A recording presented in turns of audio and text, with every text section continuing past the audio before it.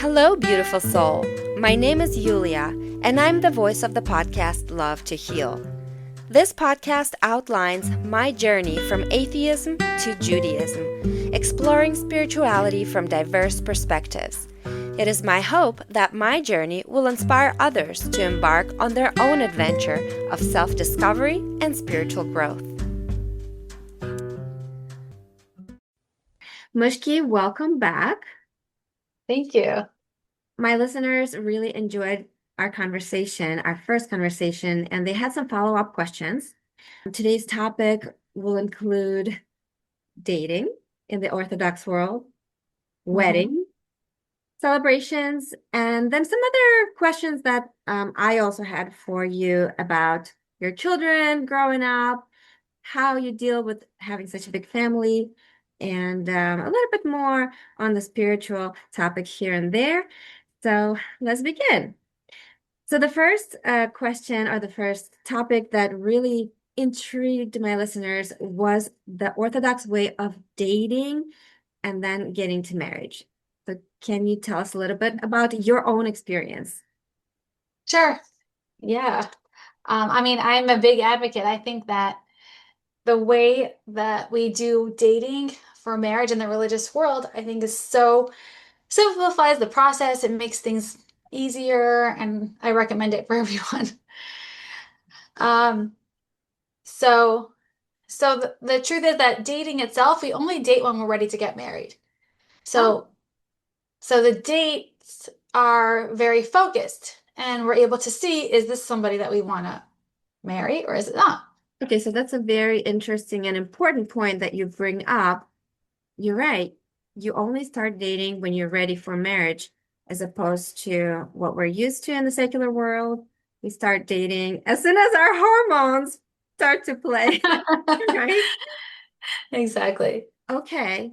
So up till, well, what would you say is an appropriate age, I guess, to start dating?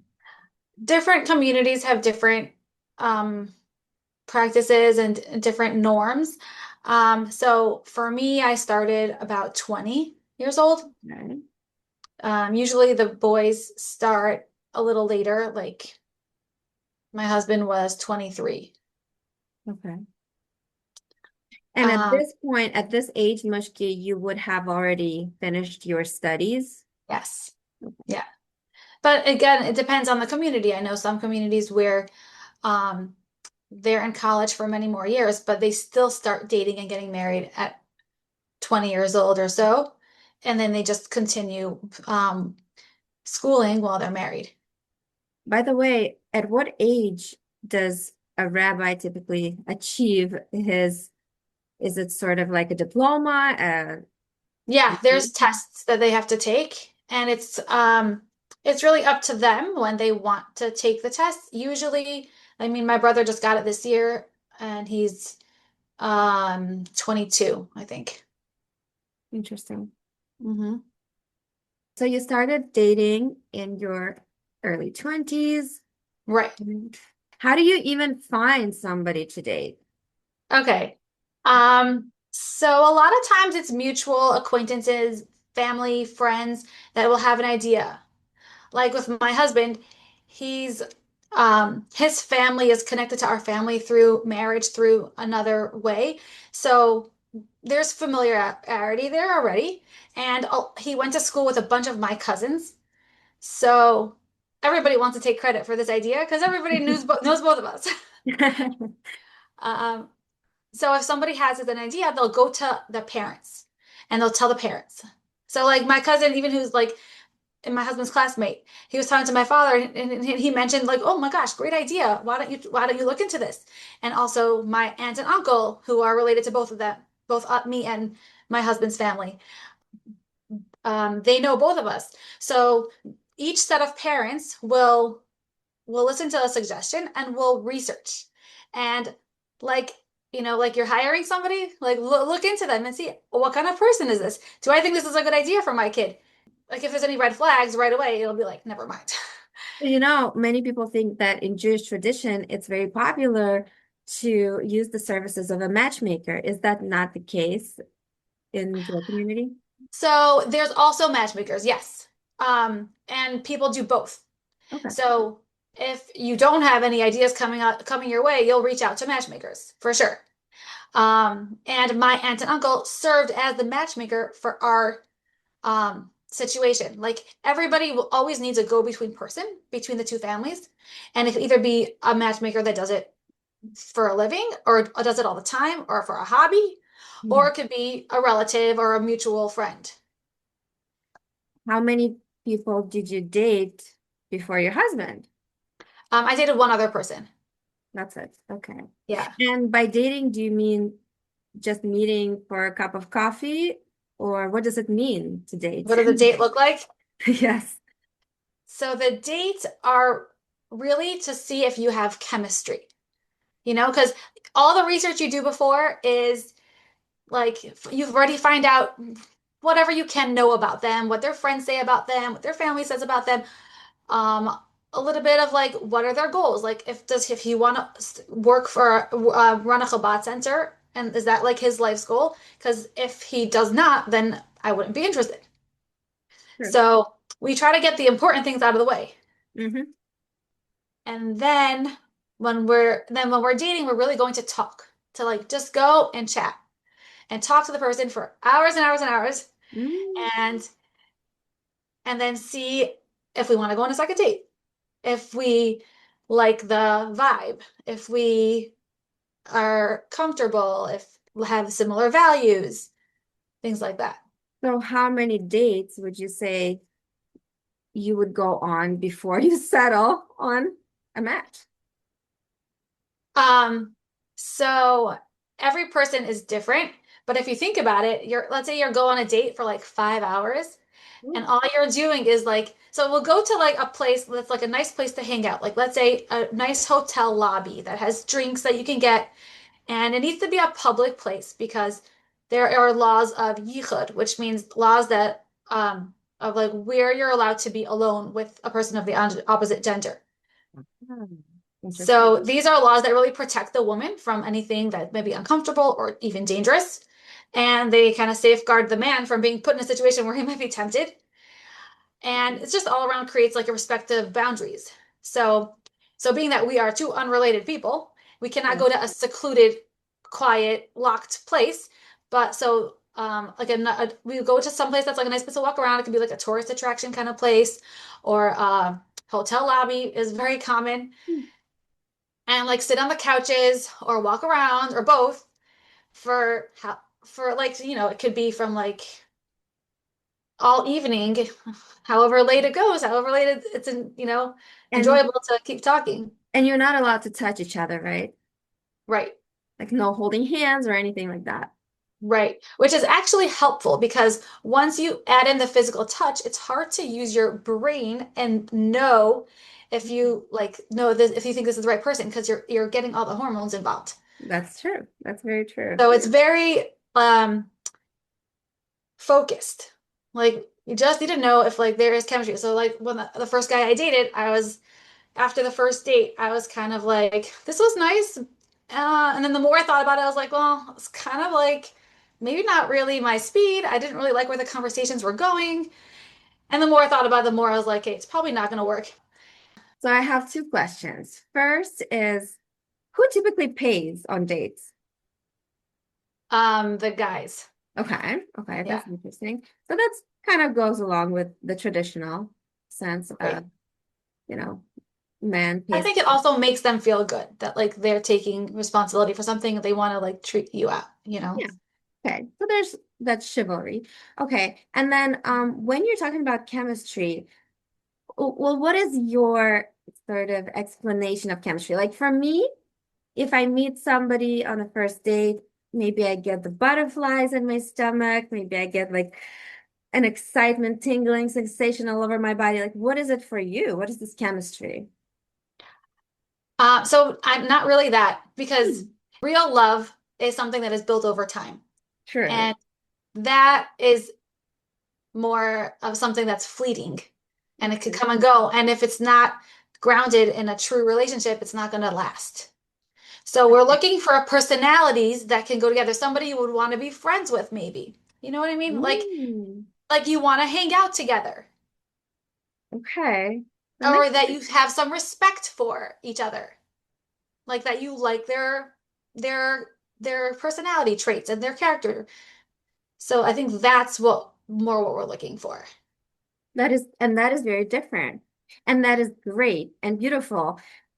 Unfortunately, I didn't have this experience with my husband, but I feel like we're just now, after 10 years of being together, we're getting to that point where we're understanding what true love and connection is.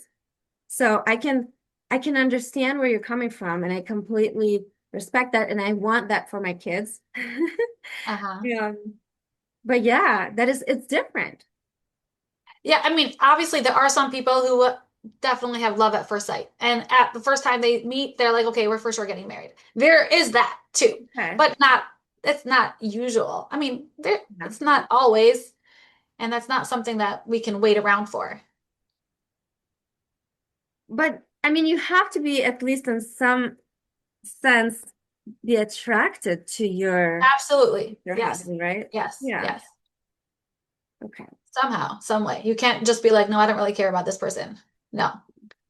Yeah, there was a girl that was dating, and she wrote to the Rebbe, the Lubavitcher Rebbe, um, that she wasn't sure, she couldn't decide, and the Rebbe, so I forgot the details. I think the Rebbe asked somehow the Rebbe asked, or she said, like, do you like him? You know, like, what do you do?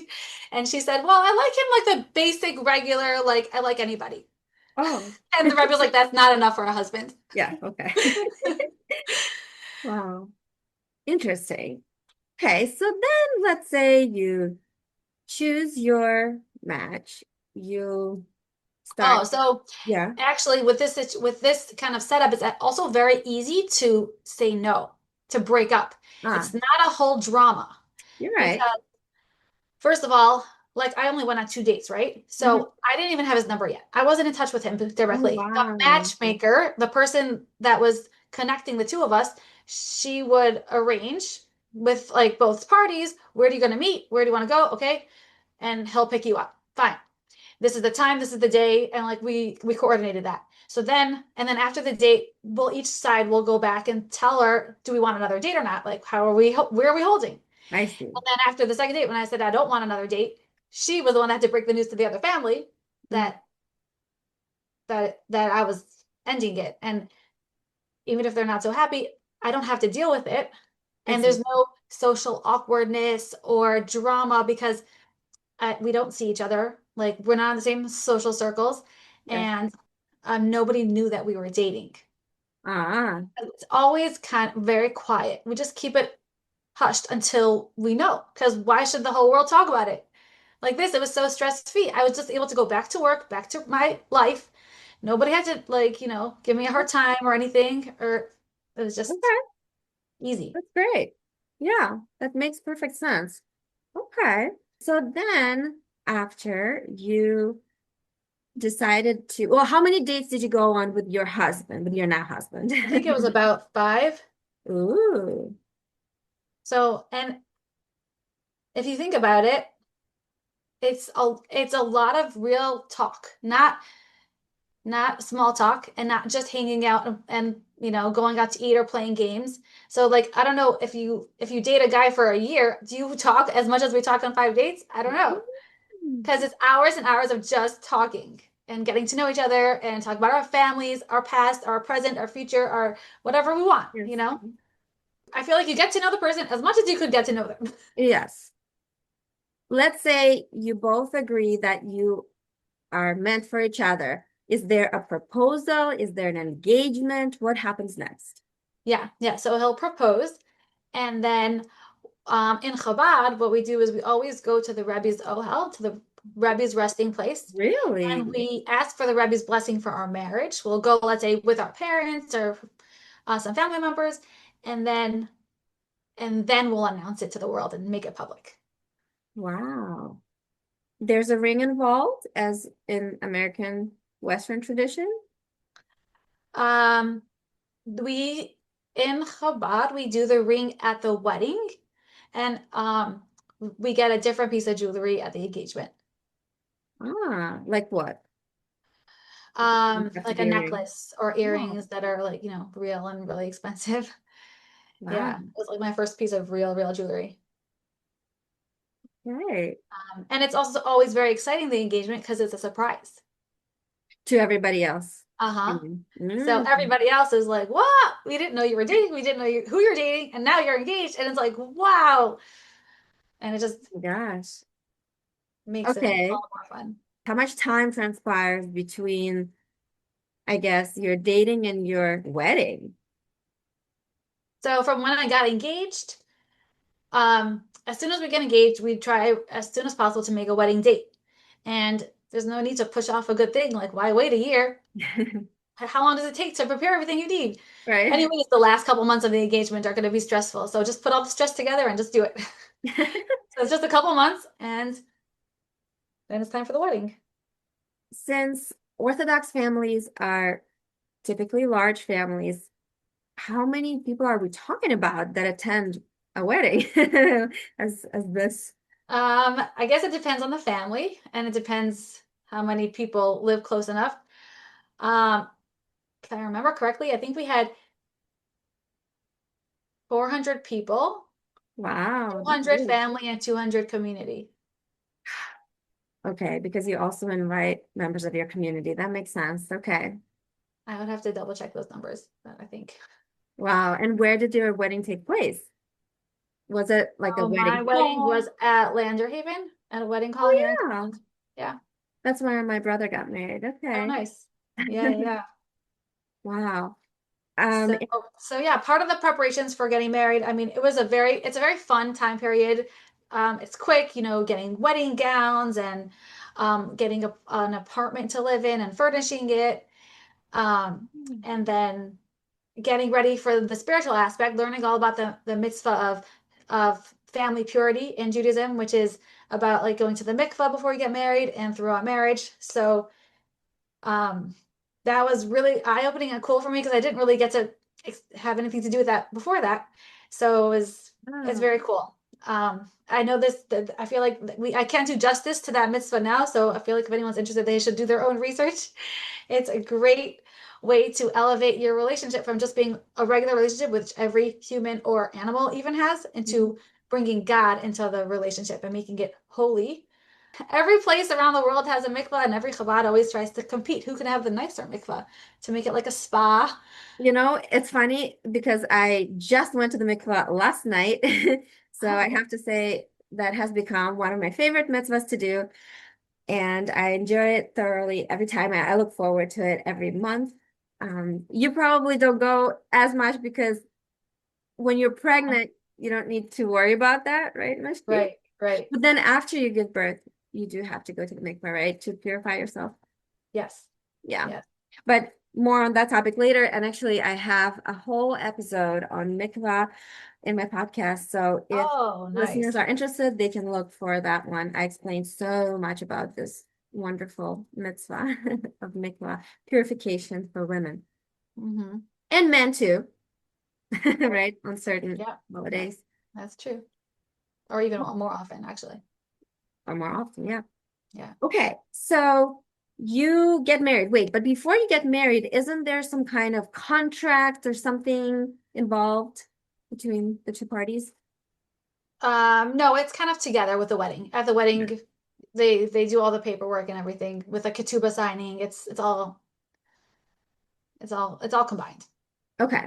I never had a ketubah. I need to talk to you about this or Oh, to your cool. father and mother, but I would love to sign a ketubah with my husband. I, I hope that it's not too late.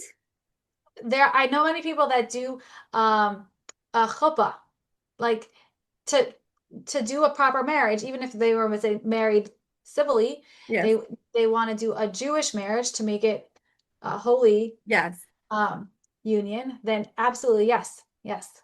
That's a great idea. Totally Okay. could do I'm so excited. I will start planning because this year we're going to celebrate 10 years of that. Oh, marriage. And I perfect. thought, yeah, it would be like a nice little, not That's a renewal of the vows like people do, but just something for us that's meaningful and in the Yeah, Jewish there's so many framework. ways you could. Because believe it or not, so my wedding was a very tiny wedding. It was on the beach in Mexico. Oh, And our parents, actually, my parents and my husband's parents, they made like a makeshift chuppah.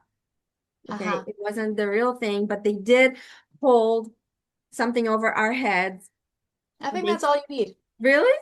Hmm. Okay. Well, we had that.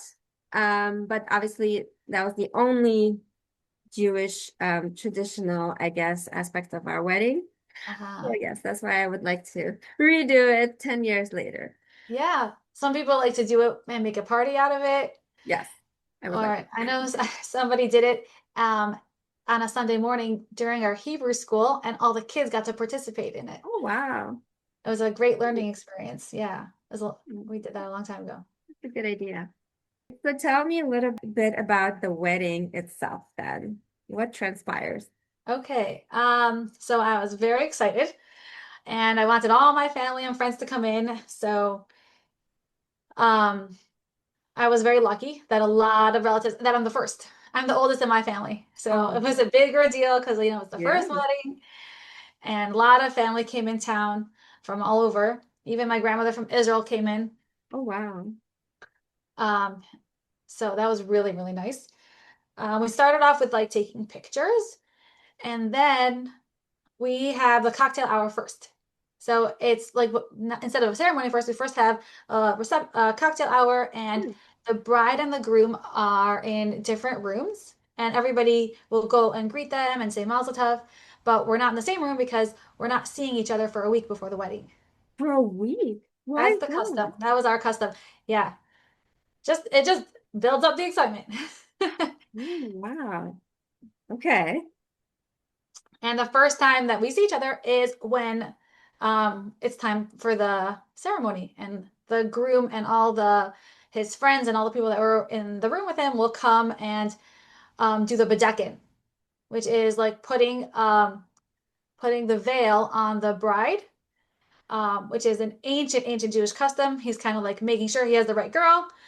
I know some communities where everyone comes in singing and dancing and jumping, and it's all exciting. And then some communities, it's kind of like more serious and solemn. Everyone has like there's a slow song. They come and sing, and then like he puts on the veil, and then they go to the chuppah, to the Be- ceremony. Before I forget, Mushki, isn't there a certain day you're supposed to get married on? It's not typically on a weekend, correct? Um, not not there isn't a certain day you're supposed to. Like Yeah. you can get married on any day, really.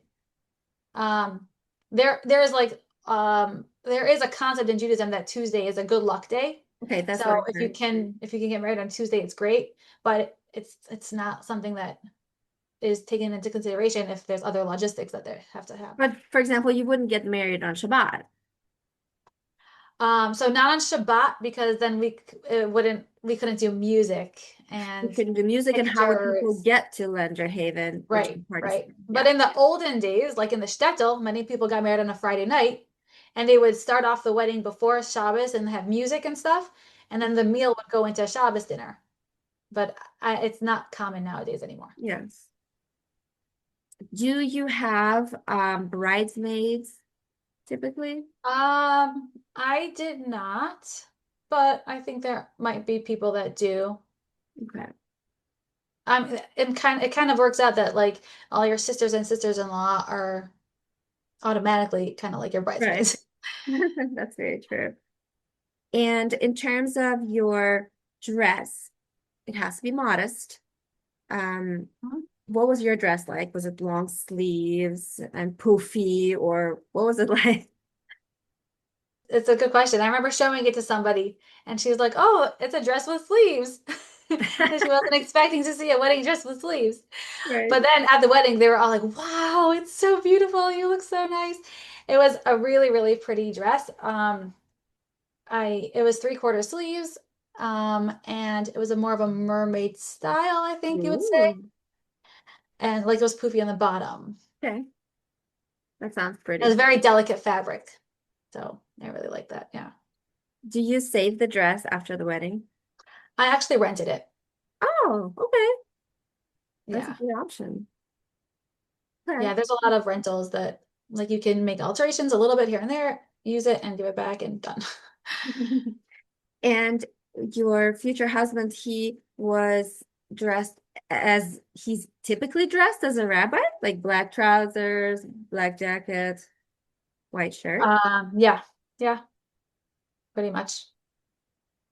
Besides for the ceremony, they put on there's like a special, some people wear like a kittel, which is like a special coat that like you would wear on Yom Kippur or whatever, just for the ceremony part. But yeah, pretty much. Okay, once you are ready for the actual ceremony, how What does does that look like? yeah. The chuppah ceremony has 7 blessings, and they read the ketubah, the marriage contract, which is really, it's like the first contract in history that protects the woman's rights. That's really what the ketubah is about what the husband has to promise he'll do for his wife, Hmm. to take care of her. That was like very ahead of its times. Yeah, wow. It's also, we learned that it's a special time to pray for your future, like your life together. And heavens are open, and it made me really stop and like focus. Like, what are my goals? What do I want to ask for? Um, Instead of just being in the moment and partying, it's kind of like gives you a little bit of a focus and you want to pray for a good marriage, healthy children, children that follow in the Jewish ways, all kinds of things like that. And then at the end of the chuppah, the groom steps on a glass and cracks it. Oh, that's right. And that symbolizes that, like, even though this is such a happy moment, we're still taking a moment to remember the hardships and the tragedies that our people went through throughout history. And then once that glass is smashed, the mood completely shifts from like being, like, wow, this is such an awesome, like a ceremony was a great time to pray for what we want. And boom, music goes on and it's loud and everyone's jumping and ready to dance. Oh, wow. Do you dance? Well, like, do you have a first dance with your husband? So after the chuppah, we actually go to the Yehud room, which is a private room where the bride and groom are together for the first time, alone, nobody Ooh. else. Oh, wow. That's where you can do whatever you want. You can do any first dance there. But in public, we did not have that. Because, okay, explain please about Orthodox weddings. It's not just one big party where people can dance together, men and women, right? Right. I mean, every community is a little bit different. Mm. There are some religious communities where there will be the bride and groom dancing together a little bit. But but there is, like, in general, there is separate dancing a lot. Like there's a side for the girls and a side for the guys. Um, I know in some communities where they'll like start off separate and then they'll mix later. It depends on how religious they are or like what they want to Right. do. So in your case, was there a division then for where women sat and It was where a men different sat, area. Yeah, yeah. I just mean, like like a, same room, but like two yeah, sides. just like Yeah, at the synagogue. Okay. right. But just with tables and chairs for eating and stuff, and a dance floor. Oh, yeah. So then, but then on the dance floor, like men are kind of dancing in their own circle and women are Yeah, dancing it's kind of their like own. two dance floors. Okay, two dance floors. Interesting. And how long does the party go on? Really depends on the community. I was just Okay. talking to some people yesterday. One friend was at a wedding of a Hasidic group, a different Hasidic group, and she was saying what's different about it. And she said that um, one of the differences was that it went until like 3 in the morning. Their weddings go till Oh, 3 a.m. And by really? 1 a.m. she left. Uh-huh.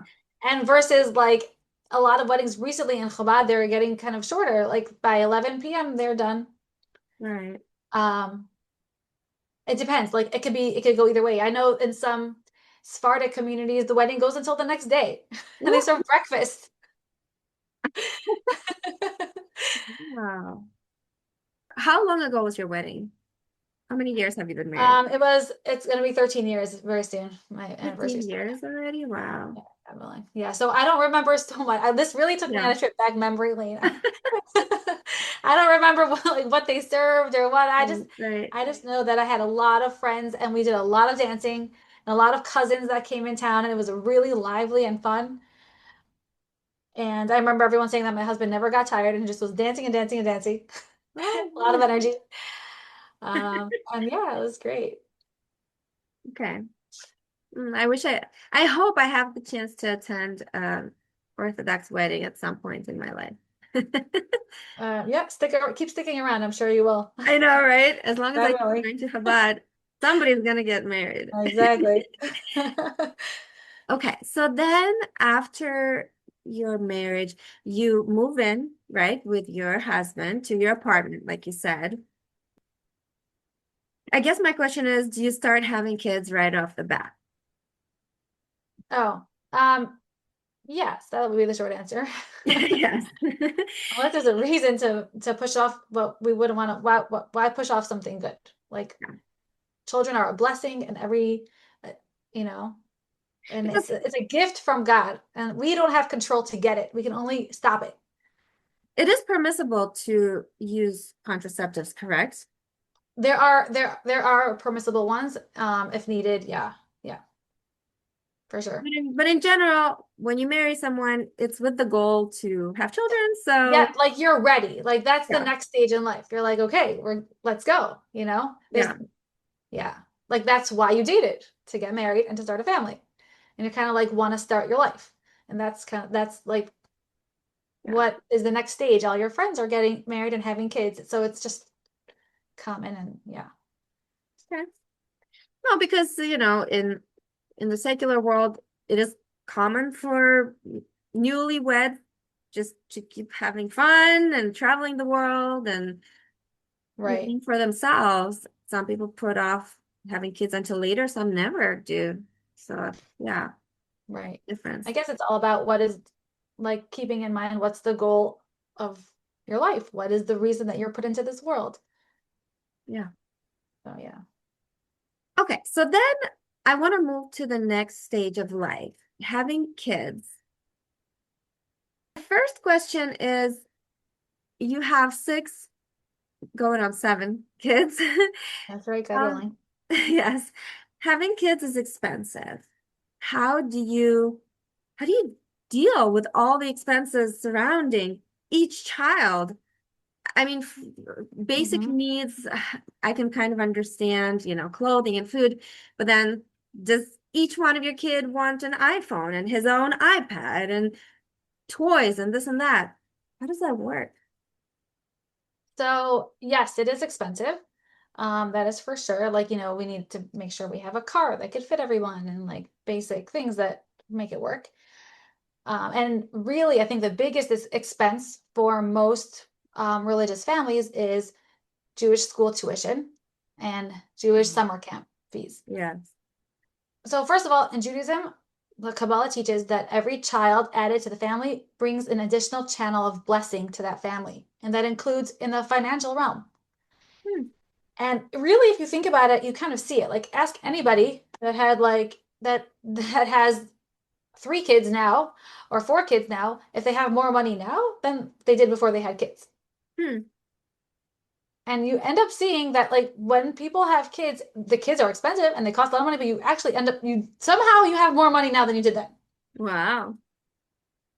So that's first of all, like it's just like something that like we're taught not to take into consideration if we want to have another kid or not. Can you afford it? You have the kid, you'll have the God will give you the means I to mean, support that yeah, child. that is Yeah. so different to secular belief because honestly, most of my friends that are secular or people that I know, that is the reason they don't want to have more kids because they're afraid they won't be able to support them. They're afraid that they will not be able to provide a good upbringing, a good future for them, Hmm. schooling, toys, activities, all that. So that is very interesting to me. Right. I think that's sad that they're like that you miss out, Mhm. when you're worried so much. But it makes sense. Like it is logical. But something about this is not logical sometimes. Just like the Right. whole Jewish people, it doesn't make sense that we're still around as a people after so many years of persecution and such a tiny minority. It's not logical. It doesn't make sense. Some things we can't understand. They just work. Yep. Above our logic. Okay. Yeah. And then also we do prioritize certain things over other things, like definitely school fees. And for example, let's say I prioritize household help so that I can get enough help in my with like cooking and laundry and things like that, so that when I come home from work, I can be present as a mother to my kids. That's more of a priority to me than having an expensive car or a fancy vacation. Like my daily life, I feel like that's more what I want to focus on. So everybody has their priorities. Absolutely. Hmm. And and even so, there are still plenty of religious families with large amount of kids that do go on vacations, and it's not like they don't. Yeah. My kids, when they have winter break, probably 70-80% of the school is out of town. Oh, really? Wow. And a lot of times the vacations are centered around holidays. Mm. Like a family will be like, oh, we're gonna go to Israel for Sukkot because that's a nice place to spend the holiday. You can see all the sukkahs everywhere and it's nice weather, or maybe hot. Um, and like a big one is the Passover programs. There are so many places where there's a Passover hotel that is kind of like an all-inclusive resort. They are in all kinds of exotic places. I know people that went to Greece and there's some in Wow. America and there's others in all over the world. Um, where they have all kosher for Passover food. They provide all the Seder food and everything. It's kind of like one big That sounds um, amazing. Passover experience. And then there's like touring, or they'll bring in entertainers or things like that. The bottom line, I think it doesn't necessarily make sense, but it works. And Okay. also, when you make a decision to do something good, God helps you. It's one of the concepts in Judaism. So you decide that you're going to have another child, God will help you. Yeah, very true. I am learning all about this. Finally, I want to talk just a little bit about spiritual aspect of marriage and then also what's important. Um, okay, for me, coming from a secular background and becoming more spiritual, I have realized that I've become less materialistic. And I wanted to ask you, what kind of things do you splurge on? Is this how you feel, or you've always been brought up this way, not to be materialistic? So it's interesting because a little bit you're differentiating between the material and the spiritual. And in Hasidic philosophy, Kabbalah teaches that those are not really opposites. They actually are very compatible and they have to work together. So we're not trying to get rid of the material so that we can be spiritual. Actually the opposite. The whole goal of the whole entire creation of the world is to make the physical spiritual. Bring the Okay. spiritual into the physical world, right? So Okay. like God didn't give us gold and silver and nice um clothing and great food to look at and wish we had. Mhm. It's more about, no, we're encouraged to use it for the right things. Use it and make it into a mitzvah. Have the good wine, have the best wine. And on Shabbat, there's 3 times to drink wine. You'll use it. Mhm. Um, so we need to like celebrate, the beautiful things in the world and just give them a purpose. Mhm. Mhm. Like every Shabbat is an opportunity to get dressed up fancy. So you need to have nice jewelry and nice clothing so you can so you can look good. And like, I like to get cute clothes for my kids and nice sweater sets that they don't wear to preschool every day just randomly to get dirty. No, we save it for the weekends. And on Friday night and on Shabbat morning, that's when we get dressed up. And Mhm. it makes fancy clothing into a holy thing, into Interesting. used for a mitzvah. Yeah. Wow. Like many religions are all about the next world, Yeah. like it's all about the world to come. And Kabbalah teaches that that's, even though it describes a very robust and active higher worlds, that's not the goal. The main thing that everybody's eyes are on is us down here in this world, to create it into a holy place, to use every opportunity that we can to take any neutral thing and make it holy. Like, everything can be used for good, used or abused. Like Yeah. drugs could be a great medication or it could be abused. Yeah. Technology, like the internet, right? Hmm. It could be an amazing tool for spreading goodness and wisdom, or it could spread the opposite. Yeah. It's equally available to the good and the bad, and our job is to make it holy. Use everything for the good. Don't say, "Oh no, I'm not using anything." You know. Makes sense. Yeah. And in general, I feel like when it's like the body and the soul, right? Like the material and the spiritual, they have to work together. And when they work together, the person as a whole has more peace of mind. And there's Mhm. like no dichotomy. It's just like Shabbat itself. All the mitzvahs of Shabbat are meant to make the body happy and the soul happy. There's you're supposed to have good food, good wine, nice clothing, good company for your body to enjoy, and then there's mitzvahs to do to make your soul happy, like you spend time with God if you come to services, say the blessing on the candles and the wine, um, have more time to set aside to do some more Torah learning. Those kind of things are things that would make the soul happy. So when you make both together, then it really creates a sense of peace. Wow. I like that. Mm-hmm. Well, I think that covers mostly what I wanted to discuss today. There's very interesting information, a lot of takeaways. Thank you for Okay, great. opening up about your personal experiences. Sure. I think it makes it that much more meaningful for others to learn about Judaism. So thank you, Yeah, Mushki. thank you. Thank you for all your intriguing questions. They're always cause me to think a lot. I like it. Good. Awesome. Well, again, thank you to the listeners. If you have further questions, you can always message through Spotify and other podcasting apps, or you can find me on social media, or even I include my email in the podcasting notes. So if you have further questions, please feel free to reach out and I will be sure to answer them in the following episodes. Thank you, and until next time.